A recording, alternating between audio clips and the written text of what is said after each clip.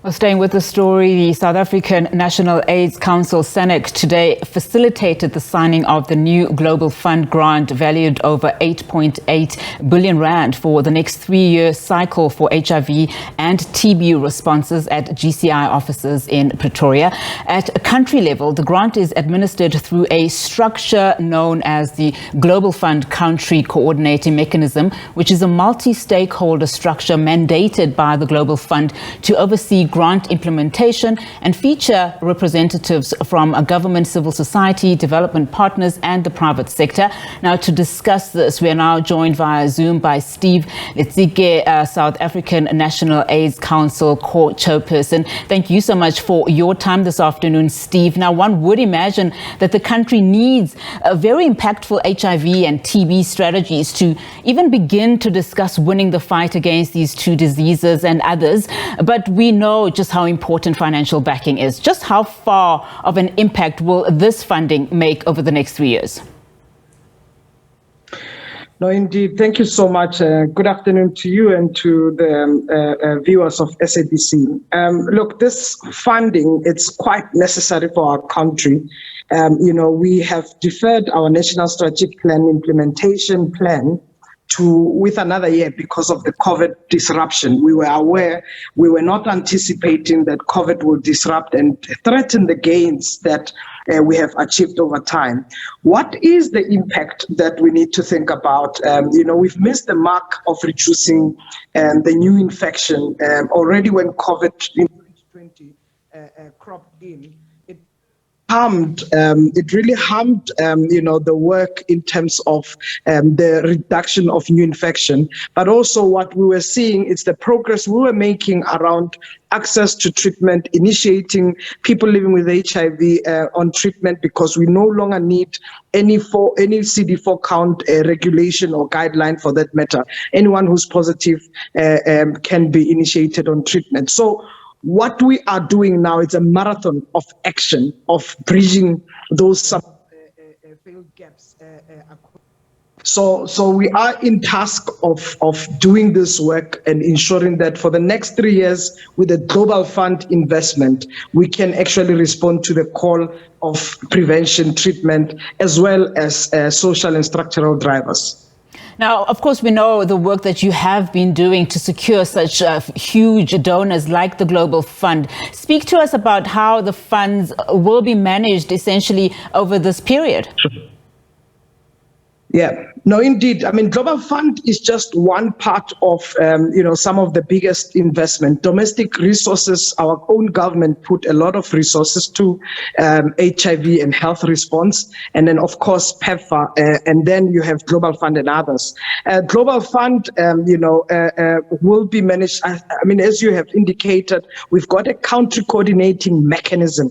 This is a subcommittee of the South African National AIDS Council that is multi-sectoral indeed. There is first the primary recipients, and these primary recipients include NACOSA, Beyond Zero, AIDS Foundation South Africa, and the Department of Health. And all these 4 recipients are mandated to actually grant, manage, and sub-grant community groups, community-led interventions, and what they call sub-recipients and implementing partner organizations.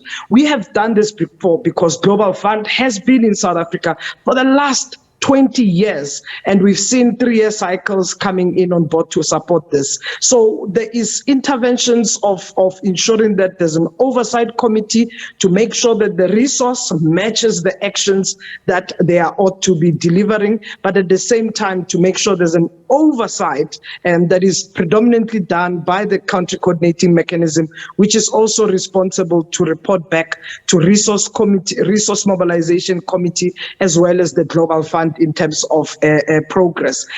This is the work that is embedded in our national strategic plan to implement the things that we have prioritized as a country. Look, there's no doubt South Africa has actually been praised for doing important work around TB and HIV/AIDS. Now, I want us to delve deeper into the National Strategic Plan for HIV and TB, which, as one newspaper in South Africa described it, is seen to be a product of SANAC. But how influential are you as SANAC in influencing in policy decision-making so that, you ensure that the implementation in the fight against HIV, AIDS and TB can actually occur? Yeah, no, indeed. I mean, look, the council is a multi-sectoral council. It is chaired at the highest level. Myself, together with the Deputy President of the Republic, His Excellency Mabuza, are the co-chairs. So you can understand that every sector, every department is involved. Our NSP has got 8 goals, from prevention, treatment, human rights, social and structural drivers. And there's also goal 6 that actually predominantly speaks about the leadership that must be provided in all spheres, national level, provincial level, district to local level. At provincial level, you would understand the mandate is given to the premiers together with their civil society counterparts to actually steer the implementation level. At the national level, we can only provide strategic guidance and oversight, but implementation doesn't happen at that level. So the influential aspect is around what happens at the local level, which is then steered accordingly. Of course, some of the district AIDS councils as well as local AIDS councils, we have made it clear in our guidelines, mayors must play a role. Where mayors are not sharing and so forth, they are actually not complying with the regulation or with the council guidelines. So we actually really move with the NSP implementation accordingly.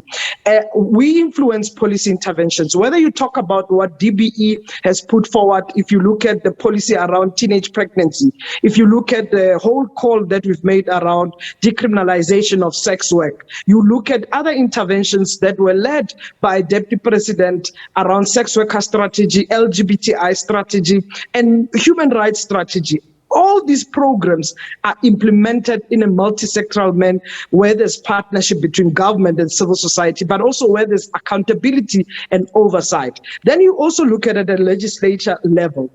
Parliament has led a TB caucus through the Speaker of Parliament, and where we then seeing the shared responsibility, shared accountability. That's what we steered for. Just don't forget that as much as we've got national priorities, we are also part of the global community. We are overlooked and guided by the United Nations, UNAIDS, that says, South Africa, you are not meeting the gaps and we have to meet those gaps. Oh, South Africa, you're doing well here, upscale. So those are some of the targets we've set for ourselves and also globally.